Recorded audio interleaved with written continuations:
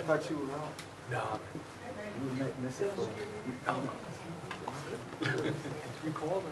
You called? Ma'am? Where? We can't do it alone. We need your partnership, so I think it's important.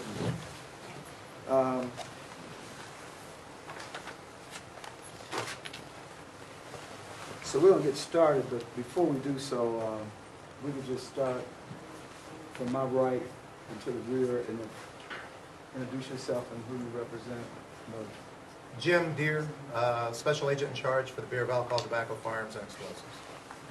Craig Weininger, the Violent Crime Coordinator for the U.S. Attorney's Office.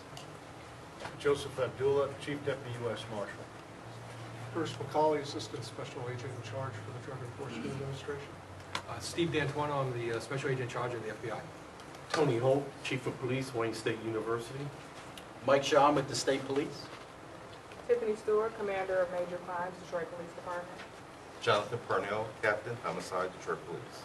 Melanie White, Interim Secretary to the Board of the Honorable Board of Police Commissioners. Bishop Darrell Harris, Ceasefire, Detroit. Quincy Smith, Community Organizer, Ceasefire Detroit. Todd Bettison, Deputy Chief, Chief Neighborhood Liaison. Elaine Bryant, Deputy Chief, Neighborhood Policing Bureau East. LaShonda Stair, First Assistant Chief of Police. David LaValle, Assistant Chief. Marlon Wilson, Deputy Chief Detective Bureau. Okay, I'm going to go through and as I oftentimes I don't like to do, I am going to read because I am going to be dealing with some statistics. So if you would just bear with me, we're not going to use PowerPoints, but at least you will see when you look at the first PowerPoint, we took from year 2015 to 2019 to show our reductions in overall violent crime. So we'll keep that up there. And as we go through the specific crime stats, then I will talk about the celebratory gunfire on New Year's Eve. And then anybody else joining me there who wants to speak, we'll go from that. So again, I want to start by acknowledging all the members and leaders of our community. We have Ceasefire joining us today. Certainly our community members, the residents who live in the city of Detroit, our business community. I want to also acknowledge, and as you can see, joining us is our federal and state partners, both from the U.S. Attorney's Office, law enforcement, state police. Thank you for this partnership. It really does make a difference. But I must start with thanking the men and women of the Detroit Police Department, best law enforcement agency in this country. So to them, a heartfelt thank you. This year, we've continued to maintain a downward trend with reduction in almost every violent crime category over the last, what's depicted here, 4 years. And I'll go through that. So when we look at homicides, we're showing a 7% reduction, 273 in this past year, 2019, to 295 in 2015. Now, it was reported in the news that we had 272.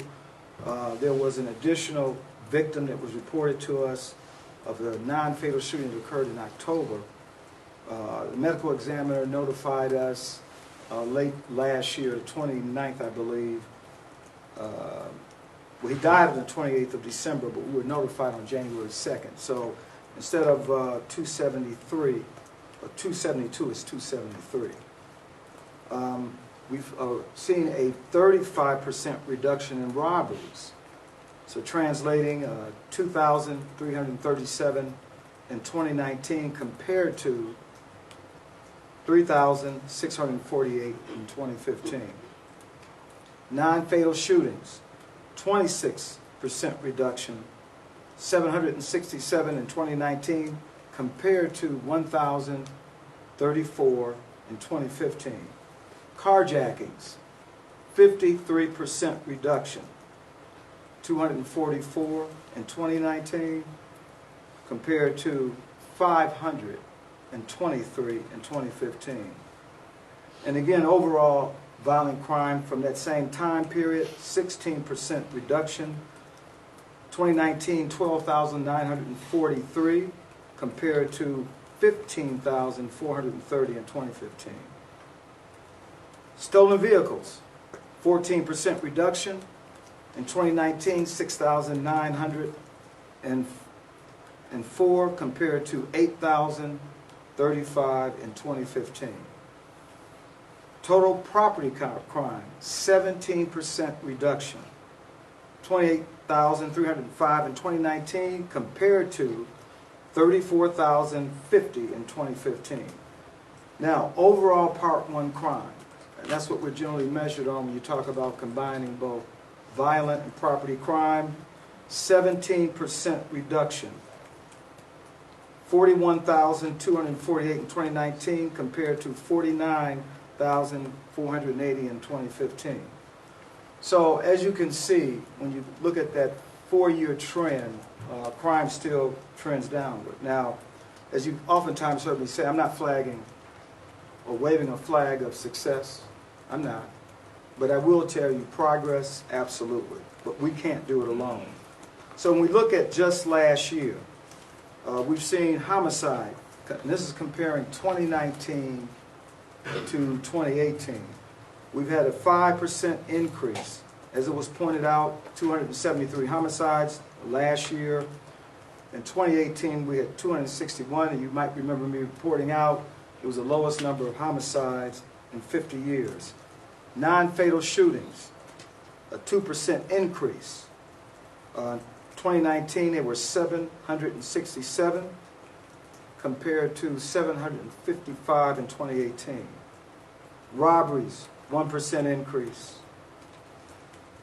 2,337 in 2019 compared to 2,309 in 2018. Stolen vehicle, 7% increase. 6,904 in 2019 compared to 6,454 in 2018. So something I want to point out, because when the articles are written and you talk about per capita crime, that's generally what defines the violence in any given city. But I think it's very important to reflect on what was in a recent Detroit News article. So the homicide rate per 100,000 residents is roughly the same as it was in 1970, when the rate was 32.7. When you look at our homicide rate last year, it was 32 homicides per 100,000. And again, in 70, it was 32.7. By 1980, there were 45.6 per 100,000 people. 45.6. 1990, the rate increased 56.6. In 2000, it was 41.6. And in 2010, it was 43. So you can see that there's been a downward trend, and we can talk about population. Many times, you know, there are other factors involved. When we look at the 1970s, or when I started here in 1977, we were a much larger city, of course, population-wise, but there were a lot of folks working. And certainly our poverty rate then is certainly very different than it is today. And there is a direct correlation with that. So, however, when you look at our total violent crime has dropped 4% in 2019, so our overall violent crime has dropped compared to this time last year. But when you look at carjackings, a 21% decrease is probably the most contributing factor in why we're sitting on a 4% reduction. Also, when you look at the category of sexual assault compared to the year prior, a 12% reduction. As you might remember, as we reported out throughout the year, Q1 and Q2, we did see an increase in sexual assaults. Again, we ended the year with a 12% reduction. We also saw a decline in aggravated assaults, 5% reduction from 2018. Burglaries dropped 9%. So total crime, overall crime dropped 2%. Our homicide clearance rate sits at 52%. by the end of the year. The average rate, according to the FBI, is 62.3. So let's talk about the slight uptick in homicides and non-fatal shootings and what factors changed. With regards to homicide and non-fatal shootings, arguments were the leading motive for both homicides, 34%, and non-fatal shootings at 31%. Citywide average for gang activity, homicides was 13%. Now, we've considerably continued to see a decline in gang-related homicides, but there were 2 times during this past year, once in July and then late November going into December, where we did see an uptick in gang homicides. So by the end of November and December, we identified 4 groups on the west side impacting the 8th, the 12th, and the 10th precinct. These 4 groups were responsible for easily, probably in excess of 10 violent crimes.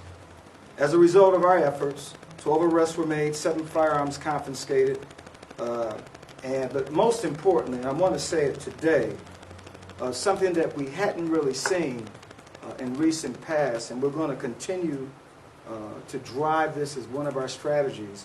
There was a negotiated truce. I know Ray Winans is not here today, but I want to certainly give him and the DPD team a thank you, because they went in and negotiated a truce with those gangs that were on the west side, impacting, again, the 10th, 12th, and 8th precincts. So that's going to be a strategy that we're going to enhance over the next year. We know it works. We know that once you get on the ground and there's credible folks engaging these young people to make other decisions, it worked. And since that time, we really haven't had that same level of violence. So again, crime is trending downward. While I oftentimes say when there's one homicide, it always is one too many. Just this month, we joined our federal partners. Again, they're here. Well, we've always worked with our federal partners, but this is certainly an enhanced version. And as you remember, Operation Relentless Pursuit, which aims to combat violent crime in major cities across the country. And as you know, we were one of the 7 or 8 cities selected. We are excited about the future this year of what that will bring to the city of Detroit. Got to tell you, Project Greenlight, we currently have over 660 Project Greenlights across this city. January 1 of last year, we were at 474. A 41% increase in total sites. Ceasefire, certainly again, I'm going to go back, certainly very instrumental in reducing violence in our community. Again, we're going to unify. As has been said to me, we are one Detroit. There are a lot of faction groups, but I think it's critically important that we all join together as one, and we will stop this violence. In 2019, in terms of hiring, and then certainly my partner to my immediate left, First Assistant Chief Steer, phenomenal job in really hiring. We hired 304 in 2019, a 520% increase since 2015, and 72% since last year, and we'll continue to hire more. Look, hiring police officers today anywhere in America is a challenge. I've read numerous news articles, I think one in Seattle, where officers were leaving for a variety of reasons, so it's very challenging today. Let me see. Another little stat, just in terms of the kind of work that we've done. Last year we confiscated 4,134 firearms compared to 3,700 in 2018. Also, 73 gang-affiliated defendants received federal convictions last year. The success of these programs is extremely positive. I haven't even gone into a lot of the work we do in our community, whether it's our brotherhood program, sisterhood, our city camp. It's just so much to name, and certainly at the appropriate time we take questions, I can elaborate on some of those. So let's talk about celebratory gunfire. Of course, there's a video that's been circulating. I can tell you I have never seen anything like it. I have never, and I think many of your viewers, listeners would probably say the same thing. So I wanted to really do a deeper dive into why and how this could have happened. So when we look back at 2018, because I wanted to know first, how many calls, shots fired calls did we handle on New Year's Eve? 2018, we received 157 shots fired calls. 2018. 2019, we handled 93. So a reduction. But when you look at that video, you would think that the city was just, every neighborhood was erupting in gunfire. And I don't believe that because our citizens called. So, like every New Year's Eve, our call load goes extremely high. This New Year's Eve was no different. We handled 360 priority one calls. 360. A normal day for us is something like 220. So our officers were stretched. Certainly our response time was a little higher than normal. I think it was about an average of 20 minutes on that night because of the significant number of calls. Generally, we hover anywhere between 11 and 12 minutes to a priority one call. As it relates to where this notable celebratory gunfire took place, we have identified that location. And like I've said too many times, whether you get on our freeways and do drifting or 360s, we're going to figure out and find you. This was a whodunit. We didn't know. And in fact, when we look back at the calls for service on the gunfire that had erupted in that neighborhood, the call actually came out in one instance, I think it was a block away, in another, a couple blocks away. So we didn't have a pinpoint. In both instances, we did respond. When we got to the location, in one instance, we took a report of a shots fired into a residence. In a second instance, we got there and the suspects were gone. But let me just tell you about the Detroit Police Department. Clearly was a relentless follow-up, and I mean relentless. Our task force administration, as well as our crime intelligence unit, I keep putting out that we leverage our technology effectively today. So if you want to shoot a gun off, do know we're going to hunt, track you down, and find out. And when you look at that video, it's disturbing and an embarrassment to this city. So yes, we've identified the location, 9,000 block of Warwick in the 6th precinct. We've identified everyone that was involved, and yes, it was a local West Side street gang. We've identified 14 members that were involved in the shooting. Of that number, 7 are on parole. And 2 of the 7 were on tether, shooting weapons. Now, if you think we're playing around, we've identified all of you. So guess what? A belated Christmas gift you have coming. We're going to violate your parole.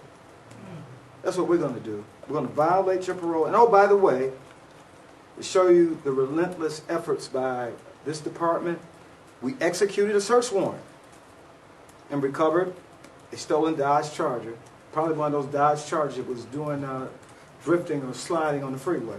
But we recovered a stolen Dodge Charger, and we recovered 250 shell casings. Now you do know we have technology, so it doesn't stop there. So we're going to have some folks that are not going to have a happy day when they hear about this. They know who they are, and we also know who they are. And that's my belated Christmas gift for you. We're putting our community at risk. When you look at that video, it's extremely clear that it was random gunfire, crossfire situations. I am shocked that no one sustained a significant injury from that activity. So that's what's coming. So in closing, before we take questions, and if any of my partners want to have a word, we cannot do it alone. We cannot. It's nice that I stand here at the beginning of the year with our law enforcement partners, take responsibility for the things that we didn't get done. But guess what? It's not just our responsibility. I'll tell you what, we appreciate the community's assistance. We know as I look back over this year, many in our community have come forward confidentially, given us information. They always do. But the criminal justice system must work in unison in reducing violent crime in our city. As I stated, relative to a judge placing someone back in our community, this was in the middle of last year, aired by a local news station, that I indicated that this suspect was a clear threat. A clear threat, and the judge made the decision to place him back in our community. And the result was 3 people got shot, and one of the 3 was an 8-year-old child. We should be angry, and our people, our city, deserves better than that. So with that, I turn it over to any other partner I might have who wants to say a few words. Now, my federal partners don't generally like to talk. Thank you, Chief Craig. First and foremost, again, my name is Jim Deere. I'm with ATF. I want to thank Chief Craig for having us here, sir. I really want to thank you. I want to thank your entire team. Appreciate it. Your team is the most progressive team that I've worked with in 23 years of law enforcement across this country. ATF has a tremendous partnership with the Detroit Police Department, and I have not seen it anywhere else in the country like I see it here. And some of the things that we are doing proactively is working through using technology, like the chief said, to go after and target shooters in the community. Not only shooters, but those that illegally supply these individuals with crime guns. Some of the things that we have done between the Detroit Police Department and ATF is we have the first, and I repeat first, information sharing in our crime gun intelligence program with the Detroit Police Department. They are the first department to go online with ATF and to have immediate access to our crime gun data information that we're using to target these folks. And how are we doing it? We're using NIBIN, the National Integrated Ballistic Information System network that is being used to identify shooters and to disrupt shooting patterns. So with that technology, we are in the process of going after every one of you that are in the community shooting either on New Year's Eve or shooting into innocent bystanders into this community of ours. Also, we have created a task force of 11 special agents, 1 canine dog, 4 highly skilled Detroit Police Department detectives, an investigator from the Michigan Department of Corrections, and soon the Wayne State University Police Department will be joining this task force to do exactly that. Identify, disrupt shooting patterns, and to go after trigger pullers who are terrorizing our communities. And this is all due to Chief Craig and his leadership team and our other partners. And this is specifically what ATF does. We go after the violent, the most violent of the violent. And lastly, the other thing that Chief Craig alluded to, but I want to make sure we're very clear on. Last year, we reviewed every gun case. I repeat, every gun case in the city of Detroit. ATF and DPD, in partnership, reviewed it for federal prosecution. If you get caught in the city of Detroit with a gun, you will be prosecuted if you are prohibited from possessing it. And we are using our partnerships with the U.S. Attorney's Office as well to make sure that we remove you from the community as long as possible. Because in the end, you being out of this community will result in others being safe. Because you can put down the gun while you're in custody. Okay? So with that, again, Chief Craig, I want to thank you for your leadership. I want to thank you for your team and for the incredible partnership. And not only the incredible partnership, but you opening your doors to us and asking us in and asking us and inviting us to work together on this. Again, thank you, sir. Thank you. Appreciate you. And I'm going to turn it over to anyone else who wants to speak, but it oftentimes gets not stated very clearly, but the men and women of this department, I'm talking about our civilian team, do a phenomenal job. I'm talking about whether they're out doing support in our community, but also our crime intelligence function. Make no mistake, had it not been for their work in concert with our detectives, we would not have identified the guy on the freeway involved in that activity, and also this work that we're involved in now involving the celebratory gunfire. Anyone else? Yes. Afternoon, I think it's afternoon. I'm Steve D'Antoine, I'm the FBI Special Agent in charge. I just want to say thank you also, Chief, for the invite today, standing alongside my partners here in federal, state, and local law enforcement. I've been here for a very short time, like 4 months, I think, right? So, but it's been a fantastic ride so far. Just the partnerships that we have here, like people can see us all standing together, but you don't realize what happens behind the closed doors, and the information that we share, and the working relationships that we have on the streets, in the back rooms, in the management sessions, in which we're sharing that information. And I was talking to a colleague prior to this press conference about breaking down those silos, right? And that's what we've done here. And I can see that coming into the city, and I can see that working with my federal partners, and it's energizing, right? It's energizing for me as the newest special agent in charge coming into the city to see that energy and see that momentum that's been carried on. So I'm excited. We got Operation Relentless Pursuit, as the chief mentioned. The AG and all our directors had that press conference a couple weeks ago. We're bringing forward the federal resources that always have been here, but we're going to even push even more and harder. Breaking down those silos, sharing that information, and taking the violent offenders off the street. And that's what it's about, to make Detroit safer, to make this region safer, to make the state of Michigan safer. And we're here in partnership with you, Chief, to do just that. Thank you. Anyone else?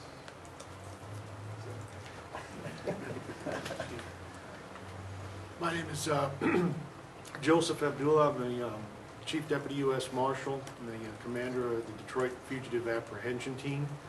And again, I just wanted to thank all my colleagues and partners here, especially the Detroit Police, for their partnership throughout the years. And I just want to say that Detroit, Michigan is the comeback story of a lifetime. I've been here for 22 years, and I have seen it turn around. It doesn't happen overnight. It's perseverance and our partnership that is going to do this. And we will do it. And we will do it together as one team. And I want to thank the chief for his partnership and his support. And I want the Detroit Police Department to know that the U.S. Marshal Service is behind you 100% all the time. So thank you again. And I will also add this.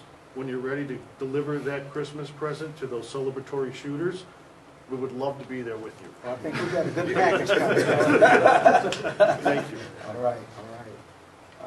Man of who's never lost. You got the feds to talk. I'm going to let them go. I'm surprised. Yeah, I have nothing to say. They hear from me every day. They did an outstanding job. I'm good, Chief. How about for my team? Ceasefire?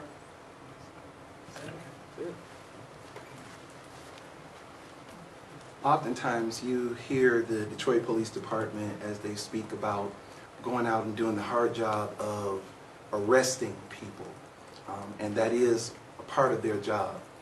But oftentimes what you don't get to hear about are those moments when they are personally and directly involved in community benefit. And that is a part where ceasefire comes into play. Quincy Smith, myself, along with the other ceasefire members and teams, we have the distinct pleasure of not being police officers, but being here to support the efforts on the community end.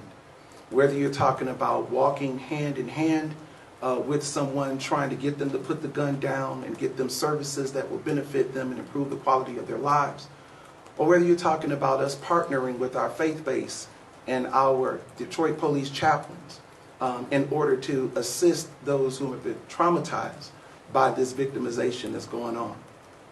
I want it to be said directly from community. Thank you to Chief Craig and to this police department for allowing us to partner with them and to represent the things that they do unknown to the cameras, how they're buying meals for people on the street or how they're picking people up and helping them to get to the shelters in the cold. You'll never see those types of things on TV, but we've had the distinct pleasure of serving with them in order to see these things manifest out of a portion of their work.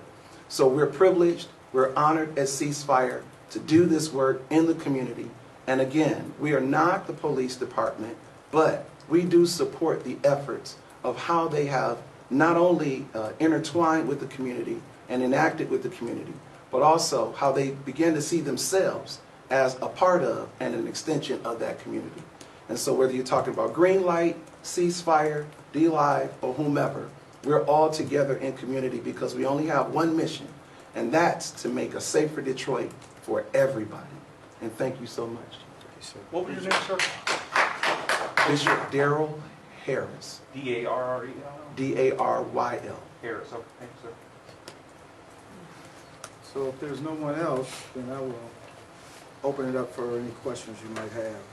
Chief, getting to the driver on I-94 is facing a misdemeanor. What do you think of the charge? Are you satisfied with that charge? I'm satisfied that he finally turned himself in, but it should be a message not just to him, but others who feel a need to engage in that reckless behavior. Now, here's a bit of good news. This afternoon, I'm meeting with a group of young men who are organizers of the drifting activities that go on across this city. I'm encouraged. The lead organizer is also encouraged, and more to come in due time. However, I must say that this organization does not support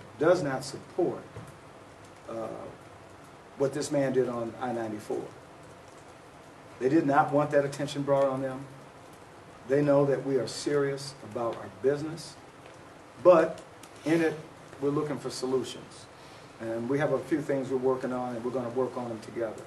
So Deputy Chief Beddison and I this afternoon will be meeting with a group who are very key in this activity. You still going after that suspect driver's car? Yes. Can you? The one challenge, and I can tell you just off the top, it's his mother's car. As I indicated, I talked to his mother. Or not I, but a team spoke with the mother. And so we think the car is being hidden. That's fine. It'll come out. It's a lien on it. So they should turn the car in like he turned himself in. He delayed, but he should know, keep it out of Detroit. Period. Don't do it here. Chief, that organization, TSNLS, do you have any idea of any other activity that they've been planning? We know they've been posting on social media. Any sense of what kind of other activity they may have in mind? I can't go into what I know, but we do know. And we are closely monitoring. And I don't care what they do to change hashtags or whatever, but we are monitoring. So if you feel like you want to take over I-75 next, we'll be waiting. And here we have our friends from the Michigan State Police. I know that Colonel Gasper has made a commitment. Supporters from the ridiculous activity went on during the summertime. And he enhanced his patrols on the 10, 94, and 75. So we're prepared for it.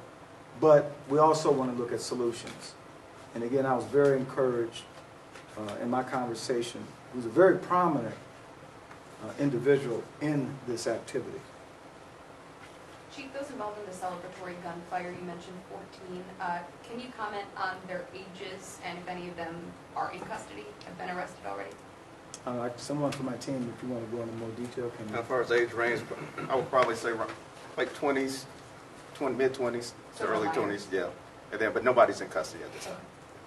But again, we did serve, and so they should be concerned, particularly with the shell casings that we recovered. And as my colleague from ATF just alluded to, that technology is very specific, and so undoubtedly, we're going to do a lot of good. And Chief, just so we understand, the 94 driver in that car, you said it's being hidden. When you commit an act like that, can you walk us through legally what happens on losing the car or seizing the car? Yeah, that one's a little, and I just candidly, I don't care if he or his mom is listening. It's her car. She wasn't driving. He was driving. But, you know, we're looking at other avenues. Right now, we have a late model 2019 Dodge Challenger Scat Pack in our custody. Not from this. We are going to convert that car into a police vehicle. It's going to happen soon. And so when I say that we're going to do it, we're going to do it. And we recognize that in one instance, the car was returned. We're looking for that other Dodge Charger. You know, the individual who's now in custody on 2 felony counts, and the pedestrian that was hit, struck because of this foolishness. And so we're going to work through all these issues. Hey, Chief, you mentioned green light as one of the reasons for the reduction. Any stats as far as the reduction of crime around those? Yeah, we do have the stats, and we can certainly make that available. Specific numbers, substantial reductions. It should be in our PowerPoint. And again, it's no secret, and those who criticize green light as if it doesn't work, it's no secret that 5 years ago, when carjackings were taking place during the evening hours in places of opportunity, as I like to call them, gas stations and liquor stores, by making those places safe havens, that's one reason why we see the steep reduction in carjacking. Chief, given the incident that happened in Iraq involving Iran, large cities and police departments are saying they're staying vigilant. MSP put out a tweet saying the same thing. Is that on your radar as well? We stay in a constant state of readiness. It doesn't take this single event for us to begin the conversations with our federal partners. We are constantly having conversations about threats. Anytime there's a large-scale event in Detroit, we approach it from what if. You know, I mean, clearly when the Boston Marathon attack took place, we learned from Boston, and a lot of what they use we've implemented here. We just don't broadcast specifically what we do, but we're in constant conversation with our federal partners. Any large-scale event in this city. Chief, there is a anti-religion group out of Wisconsin calling to have DPD graduations no longer take place in churches. They're arguing it's not constitutional. Can you comment on that? Do you have a reaction to these calls? I think I said it best in the Detroit News article. I'm staying firm.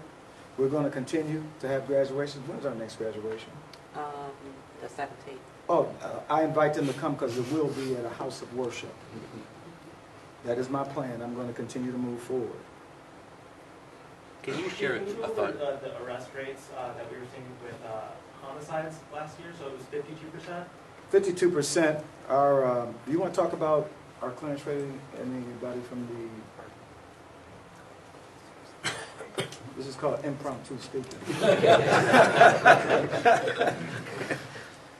Right now, we're at a 52% closure rate with homicide investigations. We're also working very closely with the Wayne County Prosecutor's Office.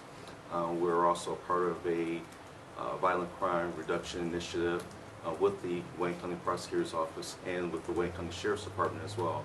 So with all of our efforts combined together, as the Chief has talked about, we're all working together to move forward to reduce crime, and we're starting with our homicide section and working to do that. So based on all those resources, we're moving forward in the right direction.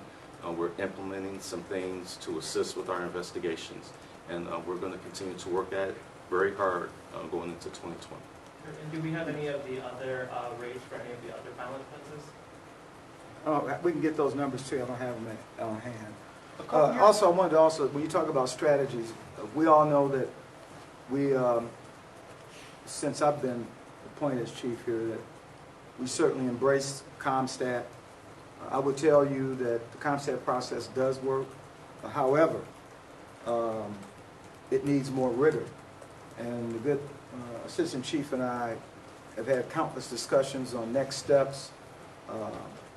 We're going to be putting tremendous rigor into the CompStat process in the coming year. You heard me talk about there were two troubling times during the year. One in July where we saw an uptick in shootings and homicides, and the other time late November, December. I can tell you, candidly, as I oftentimes do, when people start getting shot, some homicides, I didn't feel that we reacted as quickly as I would have liked. And so I'm going to be holding station commanding officers strictly accountable to address upticks in crime. I really don't care what it is. But the best way to do that is through our CompStat process. The Assistant Chief has retooled his office because he has a substantial chunk of the department so that we can go in and deal with issues. I know, I'm surprised nobody asked me the question, but I'll revisit it. But this is where, you know, we talk about follow-up investigations that need to be more thorough, particularly on shootings at inhabited dwellings. We had a problem.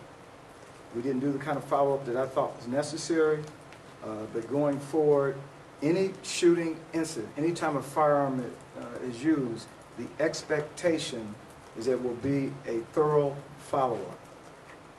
A thorough follow-up, and if not, we will know why, because that's going to be one of the primary issues that we look at during our CompStat process. That's one of many, but that's something that we're going to really put a lot of rigor to this coming year. Do you want to elaborate on that?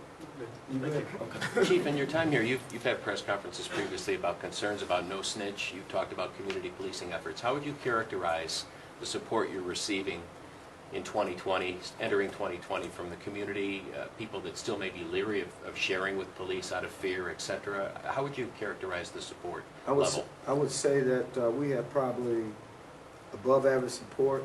Places I've worked, community does talk to us. It's no secret that the vast majority of crimes that we solve is because of tips. Now you might be thinking, well, what about homicides? You know, there are a lot of dynamics when you talk about the homicide, but generally speaking, and I know Deputy Chief Bettison will tell you, we have a good working relationship with our community. One, we're transparent. Two, if we engage in some activity that causes the community concern, Deputy Chief Bettison's on the phone immediately. He's calling all of our stakeholders, he's calling community activists, and say, yes, we just were involved in an officer-involved shooting incident, even before you folks know. And why is it important? Because that's how you continue to sustain and build trust. Any other questions? Those four groups that you mentioned that are operating on the west side, you said that they had a pre-existing truce. When did that truce break down? Not a pre-existing. After the violence started, it was one of our street advocates who's associated with DLive and one of our gang intelligence officers who went on the ground quickly. They knew who the individuals that were involved in it, and they began to engage them in negotiated peace. I personally, after the fact, met with a young man, along with Mr. Winans, to talk about the going forward and what that looks like. And I think the key is making sure that we not wait for the first body to fall. Never. But when we anticipate that there's going to be violence, we need to respond proactively, quickly, and address it. And it shouldn't be something that we find out after the fact. That's why I have commanding officers in stations that should know, should be having conversations. And like most police departments, it's not unusual, it was mentioned earlier, sometimes silos develop. People become very protective of information. That's over. One Detroit, we're in it together, whether you are affiliated with DLive, Ceasefire, Gang Intelligence. We have gang enforcement officers working in these various precincts. The information must be shared, but shared in a very timely way. Chief, I would like to ask you a question. How are you doing? Are you monitoring these drug houses? Also, the squatters that are occupying these empty homes? Because, you know, I have been involved with it, with Vedison in regards to the squatters. But I want to know, how are you doing as far as the drug houses and the squatters occupying these different homes in the various neighborhoods? Well, as you articulated in the public audience, you've praised this police department on how we handle squatters, so I'm a little perplexed at this time now while we're talking about squatters when you've praised the department about it. I think under the leadership of Deputy Chief Betterson, there's been tremendous work in that area. It's no secret that as we speak now, we have a very significant investigation involving our major violators section. Now, that doesn't mean that we're not doing narcotic investigations. We still are very much involved in narcotic enforcement, and we're going to methodically move forward to make sure that all the safeguards that I've talked about in the past are put in place. And so that's what we're working on. Any other questions? Chief, I'm looking at the FBI website right now, and from the Uniform Crime Reporting Program, it looks like in 2018 there was something like 14,097 that's listed on the website in terms of violent crime. So I'm just wondering whether we might be seeing a discrepancy between what we have. I don't on the have an site. answer. I'm not looking at that website. I can certainly research it. Does anyone on my team have that? Do we have a discrepancy? That came from UCS. I don't know what you're First looking page at. of the handout. Sure, yeah, I'm looking at, it's like the Crime Data Explorer, which says Uniform Crime Reporting. Everything on that first page came from Table 8 from the Okay. UCR for Detroit. Each line, homicide, gag assault, robbery, everything. So it should match Table 8 exactly for the last 2 years. Anyone else? Chief, last thing on the celebratory gunfire. Can you talk about the types of charges someone could face, whether or not they hurt someone or damage property by just firing a weapon into the air like that? Well, as I indicated, we got parole violations right off. I mean, that's a given. A couple of them were on tether, so they're going to go back to where they feel most comfortable as part of this belated Christmas gift.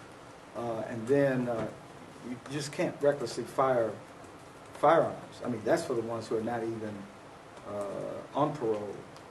I don't know if you had anything, Marlon? Or The only thing additional, so those who already have prior felonies, they're facing a felony possession charge as well. Oh, yeah, that's right. You know what they were on parole for with the crime? No, I don't have that with me at this. The felony. Yeah, they're all felonies. And other than those 250-some shell casings, did you and your team discover other property damage in that area, given the high volume of shots into the air? No. I didn't think so. Not at all. I got to tell you, with them, and everyone's seen the video, that was something I've never seen. And again, we know it just doesn't happen in Detroit. I was talking to someone in another township here locally that said that it was tremendous gunfire erupting at midnight. So it happens, but that scene certainly speaks volumes to the reckless, wanton criminal behavior. And as we now know, these were gang members involved in this reckless, and we're going to hold them accountable.